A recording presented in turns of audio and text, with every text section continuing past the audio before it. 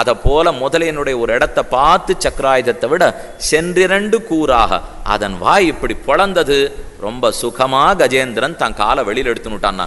ஆக கஜேந்திரனுடைய காலும் வெளியிலே வர அப்ப எம்பெருமான் பார்த்தான், என்னதான் இருந்தாலும் 1000 வருஷம் நான் காலதாமதப்படுத்தியிருக்க கூடாது என்று தன் தப்ப தானே நொந்துக்கிறான் எம்பெருமான். ஒரு குழந்தை போய் காலை விட்டுருக்கான், அதுக்கு இத்தனை புண்ணார வரைக்கும் போய் நான் காத்துட்டு இருந்தேனே, பதக முதலவாய்ப்பட்ட களிறு கதறி கைகூப்பி கண்ணா என்று அலறித்து இலையார் மலர்ப்பூம் பொய்கை வாய் முதல தன்னால் அடற்புண்டு குலையார் வேடன் நடுக்குத்து குலை அதனுக்கருள் புரிந்தான். ஆழ்வார் தெரிவித்தார், யானை நடுங்கி போற அளவுக்கு காத்துன்றது என்னுடைய தப்பு தானே, அப்பவே வந்து உன்னை ரட்சித்திருக்க வேண்டும். என் எம்பெருமான் ஆனைக்கு கிட்டக்க வரான். யானை அப்பதான் ஒரு முக்கியமான வார்த்தையை சொல்லித்து பெருமானை பார்த்து, பகவன் என்னை பத்தி ஒரு தப்பு அபிப்பிராயம் உனக்கு கந்துடக்கூடாதுன்னு. என்ன தப்பு? நீ தான் கூப்பிட்டே, நான் தான் வந்துட்டேனே, நீ என்ன தப்பு பண்ணாயின்னு கேட்டார் எம்பெருமான். ஒருவேளை நீ வர்ற வேகத்திலே என் உடம்ப காப்பாத்திக்கிறதுக்கு தான் உன்னை கூப்பிட்டேன்னு நினைச்சுனுட்டியானா என்னை விட தாழ்ந்த பக்தன் இருக்க முடியாது. இந்த தாழ்ந்த உடலை காப்பாத்திக்கிறதுக்கு ஒன்ன போய் கூப்பிடுவேனா, மேலும் பிராணம் போச்சுன்னா உன் திருவடிக்கு வந்து சேர்ந்துட போறேன், எனக்கு அந்த கவலை இல்லை. ஆனா எதுக்கு தெரியுமா உன்னை கூப்பிட்டேன்? இந்த தங்கத்தாமரை மலரை பறிச்சுட்டேன், அதை உன் திருவடிகளில் சேர்த்து பார்க்கணும்னு ஆசைப்பட்டுட்டேன். அந்த சேவையில்லாத பிராணம் போடுமோன்னு எனக்கு பயமா இருந்தது. அதற்காகத்தான் உன்னை நான் கூப்பிட்டேன். தவிர இந்த தாழ்ந்த உடலை நான் ரட்சித்துக் கொள்ளுவேனா? நாஹங் கலேபரஸ்யாஸ்ய திராணார்த்தம் மதுசூதன கரஸ்த கமலான்யேவ பாதையோர் அர்ப்பித்தந்தவ. இந்த தாழ்ந்த உடலை காப்பாற்ற உன்னை கூப்பிடலே, ஆனா கையில பிடித்த தாமர மலரை உன் திருவடிகளில் சேர்ப்பதற்கு கூப்பிட்டேன். ஆனை சொல்லித்து பகு ஆனந்த எம்பெருமானுக்கு நேர கிட்டக்க வந்தான். ஆனை பக்கத்துல வந்து தன்னுடைய மேல் உத்தரியத்தை கழட்டி மண்டி போட்டு உட்கார்ந்துட்டு வாயில வச்சு இந்த சுருட்டி வேது கொடுப்பாலோ இல்லையோ, குழந்தைகளுக்கு ஏதாவது பூச்சி பட்டு கொடுத்து தூசி தும்பு பட்டு கொடுத்துன்னா வாயில வச்சு ஊதி ஊதி கண்ணில் ஒத்துவோமோ இல்லையோ, அதே போல எம்பெருமான் தன் வாயில உத்தரியத்தை வச்சு ஊதி யானையினுடைய காலில் 1000 ஆண்டா புண்ணு வந்திருக்கே என்ன மெதுவா அதை ஒத்தி ஒத்தி எடுப்பதை கண்ட ஸ்ரீவைகுண்டத்து வாசிகள்லாம், இதுவன்னோ பக்தனுக்கு லட்சணம், இதன்னோ சரண்யனுக்கு உண்டான லட்சணம், இந்த பேர் எங்கும் கிட்டாது என்ன ஆகாசத்திலிருந்து அத்தனை பேரும் பூமாறி பொழிந்தார்கள் என்னால் கஜேந்திரனுக்குண்டான வைபவத்தை சொல்லுவதா, அல்லது அவனை ரட்சிப்பதற்கு அறகுறைய தலகுறைய ஓடி வந்தானே எம்பெருமான், அவனுக்கு இருக்கிற பக்தனிடத்திலே ஒரு வாத்சல்யத்தை நாம் சொல்லுவோமா? ஆனை கூப்பிட்டாலும் வருவன்கிறதுக்கு அது சாட்சி. இந்த விஷயத்தை ஆழ்வார் ஒரு பாசுரத்தில் அழகா தெரிவித்தார். ஏன்னா இந்த கதையினுடைய கருத்து என்னான்னு பார்க்கணும் இல்லையோ, மேலெழுந்த வாரியா கதை இருக்கும், அந்த கருத்துக்கு ஒரு உள்ளுரை பொருள் கண்டிப்பாக இருக்கும். வெங்கியார்த்தம்னு பேர். எம்மா வீட்டு திறமும் செப்பம் நின் செம்மா பாதபற்பு தலைசேர் தொல்லை கைமா துன்பம் கடிந்த பிரானே அம்மா அடியேன் வேண்டுவதீதே. ஆழ்வார் பிரார்த்திக்கிறார், உங்ககிட்ட கேட்கறது நான் இது ஒன்னே ஒண்ணுதான், நீ யானை கூப்பிட்டுதுன்னு உடனே ஓடினியே, அங்க நீ ஓடி இருக்கவே படாதுன்னார் ஆழ்வார். பெருமான் பார்த்தான், யானைக்கு ஓடினதுனால எத்தனை புலவர்கள்லாம் என்னை எவ்வளவு கொண்டாடி இருக்கா, நீர் என்ன கொடுத்துருவீர் போல் இருக்கே, ஏன் போனதில் என்ன தப்பு கேட்டான் எம்பெருமான்.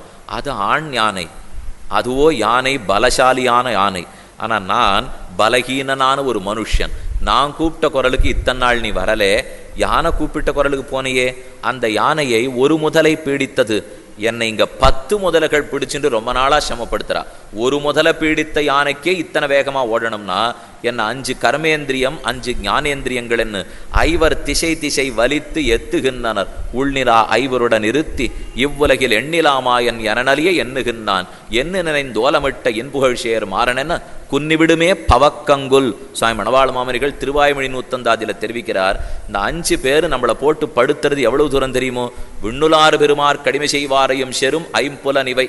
நித்த சூரிகளை கூட இந்த பசிக்கோபமும் இந்திரிய கோபமும் விடவே விடாதான். ஆனா நம்மள அது சுலபத்துல விட்டுவிட போறதா? நம்மாழ்வார் ஒரு பாட்டிலேயே வானமாமலை தெய்வநாயக பெருமாள் நாங்குநேரின்னு கேள்விப்படுறீங்களோ இல்லையோ, ஸ்ரீவைகுண்டத்தில் இருக்கிற ஆப்பல் அப்படியே இறங்கி வந்து உள்ள சேவை சாதிக்கிறான். அகற்ற நீ வைத்த மாயவல் 5 ஆமவை நன்கறிந்தனன் அகற்றி என்னையின் நீ அரும் சேர்த்தில் வீழ்த்தி கண்டாய் பகற்கதிர் மணிமாட நீடு சிறீவரமங்கவானனே என்னும் புகற்கரிய வெந்தாய் என்று தெரிவிக்கிறார். நீ இந்த இந்திரியங்கள்லாம் என்கிட்ட ஏன் வச்சிருக்கேன்னு நான் தெரிஞ்சுனுட்டேன். ஆழ்வார் பெருமானை பார்த்து சொல்றார், என்னை பிடிச்சு சிக்க வைக்கிறதுக்கு நீ விரிச்சு வச்சிருக்கிற கண்ணி வலைன்னு நான் புரிஞ்சுனுட்டேன். பகவான் நம்ம இடத்துல எதுக்கு தெரியுமா கண்ணு காதெல்லாம் வச்சிருக்கார்? எப்படியானு தங்கிட்டேன்னு நம்ம விலைக்கு விட்டுடணும். அதுக்கு அவர் போட்டு வச்சிருக்கிற திட்டம் தான் இந்த கண்ணி வலையாட்ட இந்திரியம். அதை நாம புரிஞ்சுனுட்டோம், அது கிட்டக்க போகாத தப்பிச்சு விடலாமோ இல்லையோ. அதை அங்கே ஆழ்வார் தெரிவித்தார். இந்திரியங்களை நம்ம இடத்துலையே கொடுத்தன வைப்பர். ஒருத்தர் என்ன பண்ணார், வேடிக்கையான கதை. ராத்திரி 5 பேர் திருடாள் வந்தா, வந்து சொத்து மொத்தத்தையும் கொள்ளையடிச்சுன்னு போயிட்டான். மறுநாள் கார்த்தால எஜமானர் உட்காந்து பக்கத்து வீட்டுக்காரரோட 4 கள சவுக்கத்தில் அழுதுந்தார். ஓன்னு அழுகை. அவர் பார்த்து சொன்னார், உனக்கு தான் நிறைய சொத்து இருக்கே, இந்த சொத்து போனா போறதே அப்படின்னு சமாதானப்படுத்தினார். இவன் சொன்னா, எஜமானன் இந்த சொத்து போனதை பத்தி நான் கவலையே படலை, போனா வேற சொத்து இருக்கு சம்பாதிச்சுப்பேன். ஆனா நேற்று ராத்திரி நடந்தது என்னன்னு கேட்டுப்பார், என் பேர்ல உனக்கே அனுதாபம் வந்துடும். நேற்று ராத்திரி 5 பேர் வந்தான் கொள்ளையடிச்சான், மூட்டையை தானே தூக்கின்னு போக வேண்டியதானே. 5 பேரும் சேர்ந்து கொள்ளை அடிச்சுட்டு அந்த மூட்டையை தூக்கி என் தலையில வச்சுட்டு ஒருத்தன் வடக்கவான் இழுத்தான், ஒருத்தன் தெற்கவான் இழுத்தான், ஒருத்தன் மேற்கவான் இழுத்தான். என் சொத்தை நானே தூக்கிண்டு எந்த பக்கம் போறதுன்னு தெரியாது திண்டாடினேன் பாரு. அதை நினைச்சுதான் எனக்கு வருத்தமா இருக்குன்னா. இது என்ன அர்த்தம்னா, 5 இந்திரியங்கள் கண்ணு காது மூக்கு முதலியவை. கண்ணு ரூபத்தையே காட்டுங்கிறது, காது சப்தத்தையே கொடுங்கிறது, மூக்கு முகர்ச்சியே கொடுங்கிறது, நாக்கு ரசனையே கொடுங்கிறது. ஒண்ணுக்கொண்ணு பேசி வச்சுன்னு நம்மளை படுத்துற பாடு இருக்கே, அதது ஐவர் திசை திசை வலித்து எத்துகின்றனர் ஆழ்வார். ஒரு பக்கத்திலையும் பிடிச்சு இழுக்கிற சொல்லியோ அந்த இந்திரியங்களுடைய ஆக்ரோஷம் தாங்க மாட்டாமல் தான் ஆழ்வார்கள் பட்ட பாடு. இந்த கதையிலே நாம தெரிஞ்சுக்க வேண்டியது, ஒரு முதல பீடித்த யானைக்கே பெருமான் ஓடி வருவன் என்னால் 10 முதலைகள் பீடித்த நாம் கூக்குரலிட்டா ஓடிவிடாது இருப்பனும். அங்க எத்தனை காலமா சண்டை? 1000 வருஷமா. இங்கே அனாதி காலமா. இங்க என்ன 1000 வருஷமாவா நாம சண்டை போட்டுருக்கோம்? தெரியாத காலத்திலிருந்து இந்திரியங்களுடைய சண்டை. அங்க ஒரு முதலை, இங்க 10 முதலை. அங்க யானை பலசாலியான யானை, இங்க பலமற்ற ஜீவாத்மா நான். அங்க 1000 வருஷம், இங்க அனாதி காலம். அதனால பெருமானை நோக்கி கூப்பிட்டால் அவன் வந்தே தீருவன். மழுங்காத வைநுதிய சக்கரனல் வலத்தையாய் தொழுங்காதல் களிரளிப்பான் புள்ளூர்ந்து தோன்னினையே மழுங்காத ஞானமே படையாக மலரொருகில் தொழும்பாயார் கழித்தால் உன் சுடர்ச்சோதி மறையாதே. ஆழ்வார் விசாரித்தார், நீ மட்டும் அன்னைக்கு அந்த ஆன கூட்டத்துக்கு வராத இருந்திருந்தே உன்னுடைய ஜோதி உலகத்துல மறைந்தே போயிருக்கும். நல்ல வேளை நீ போய் நின்னாயோ, இன்னைக்கு நாங்கள் அத்தனை பேரும் உன்னை கொண்டாடிட்டு இருக்கோம் என்ன தெரிவிப்பார்கள். ஆக அந்த கஜேந்திரனுடைய சரித்திரத்தை பார்த்தோம். இந்த சரித்திரத்தை 6 சொன்னாலும் 6 கேட்டாலும் ராத்திரி வேளையில எந்த பயம் வந்தாலும் அந்த பயமத்தனையும் பெருமான் போக்குகிறான். இதுக்கு முன் கதையும் சுருக்கமா தெரிவிக்கிறார். அகஸ்தியர் முனிவர் வரச்சே இந்திரத்யும்னன் ஒரு பாண்டிய தேசத்து ராஜா, அவன் பகவானிடத்திலேயே பார்த்துருந்ததுனால முனிவர் வந்ததை பார்க்கலே. நீ எப்ப பார்க்காம இருக்கியோ அப்ப யானையா போய் பிறந்துருன்னு முனிவர் சபித்தார். அதனாலதான் அவன் கஜேந்திரனா பிறந்திருக்கான். அதே போல கந்தர்வர்கள் சில பேர், அவர்கள் தேவல சாப்பேன ஹூஹூ கந்தர்வ சத்தமஹா, ஹூஹூன்னு கந்தர்வர்கள் தேவலருங்கிற மகரிஷி சாபத்தாலே முதலையா கிடக்கிறார். அதனால அந்த முதலைக்கும் சாப விமோசனை ஏற்படணும், யானைக்கும் ஒரு நல்ல விஷயம் விமோசனை ஏற்படணும். அதனாலே இந்த முதலைய குத்தஞ்சொலி பிரயோஜனம் இல்லை. அதுக்கு தெரியும் பாகவதன் காலை பிடிச்சிருந்தா மோட்சம் கிடைக்கும்னுட்டு. அதனாலதான் அது யானையை பிடிச்சிருந்தது. யானையை பிடிச்சிக்கணும்னு ஒண்ணு முதலைக்கு ஆசை இல்லை. இப்போ ஒரு பாகவதனான அடியவனுடைய திருவடிகளை கட்டியா பிடிச்சுனுட்டா மோட்சம் கிடைக்குங்கிற ரகசியம் யாரோ சொல்லி கொடுத்துருக்கா முதலைக்கு. அதனாலதான் இந்த யானையினுடைய காலையே பிடித்து கொண்ட செல்வர்கள். அத்தோட 4வது மனுவனுடைய சரித்திரம் பார்த்தோம். கஜேந்திரனான் எம்பெருமானுடையது.